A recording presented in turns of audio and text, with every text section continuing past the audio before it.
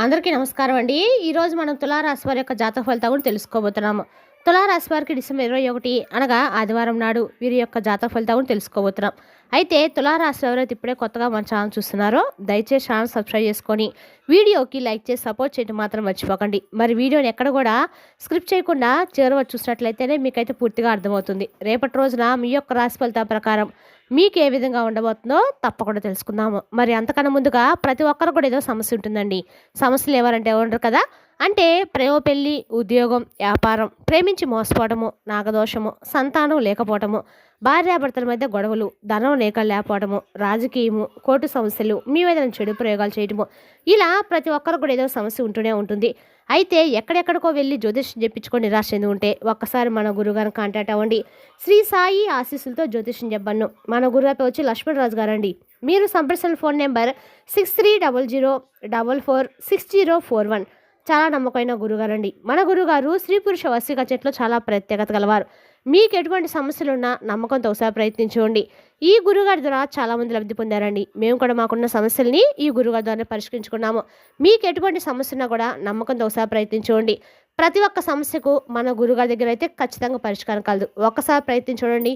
ఇక వివరాలకు వస్తే కనుక ముందుగా ఈ రాశి వారి యొక్క మనసులో కనుక మనం గమనించినట్లయితే అండి, ఈ రాశి వారు చాలా నమ్మకస్తులు. అంతేకాకుండా మంచితనానికి మారుపేరనే చెప్పుకోవాలి. తెలివితేటలకు కానీ ఏదైనా కానీ ఒక పని ఏర్పడతాను కానీ ఒక రహస్యాన్ని దాచడానికి కానీ ఇలా అన్ని రకాలుగా కూడా చాలా పర్ఫెక్ట్గా ఉంటారన్నమాట.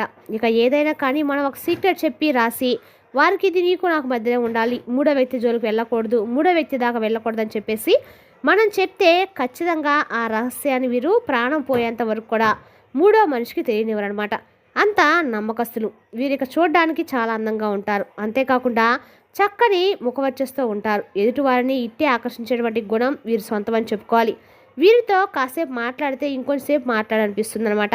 అలాంటి మాట తీరు వీరు. అలాగే వీరు ఎవరికైనా కానీ సలహాలు ఇచ్చినా లేదంటే ఏదైనా మీరు చాలా చేస్తే బాగుంటుందని చెప్పేసి ఒక మాట చెప్పినా అది చాలా పవర్ఫుల్గా ఉంటుందన్నమాట.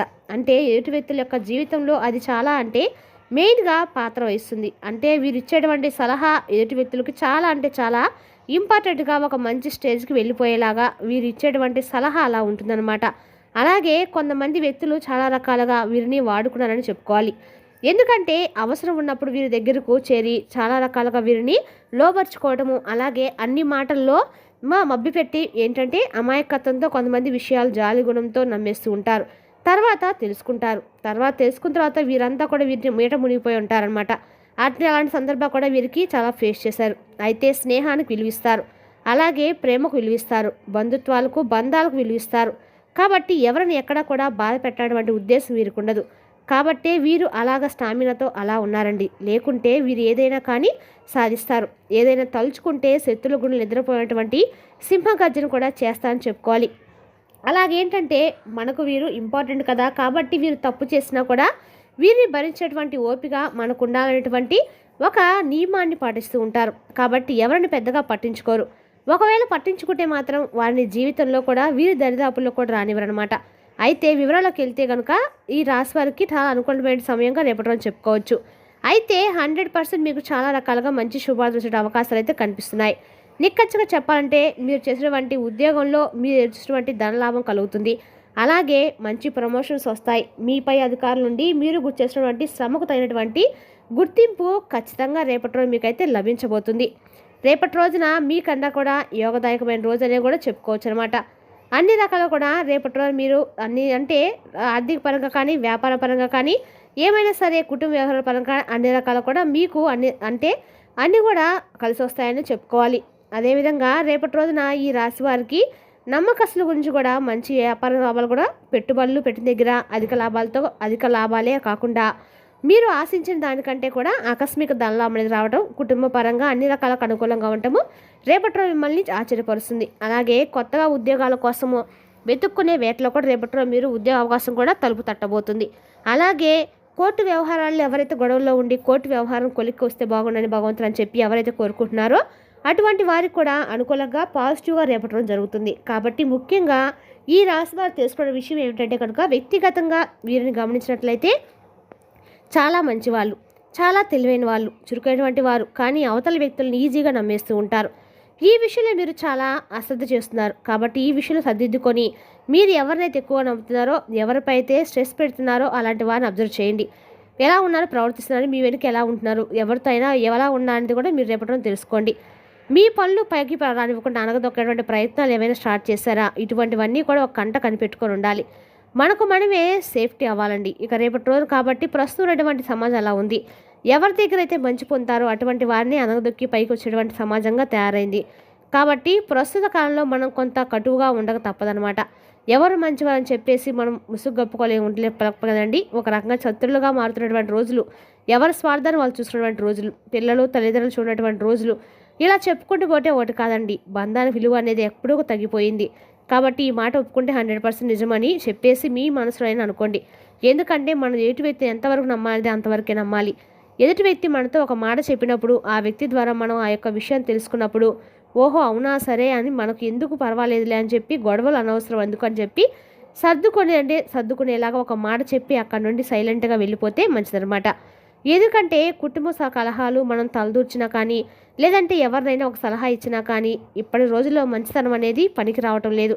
కాబట్టి ఈ విషయాన్ని తప్పకుండా అర్థం చేసుకొని ఎవరితో ఎంతవరకు అనేది జాగ్రత్తగా ఉండాలి. చివరికి ఏంటంటే మిమ్మల్ని ఒక దోషిలా చూసేటువంటి అవకాశం లేకపోలేదు.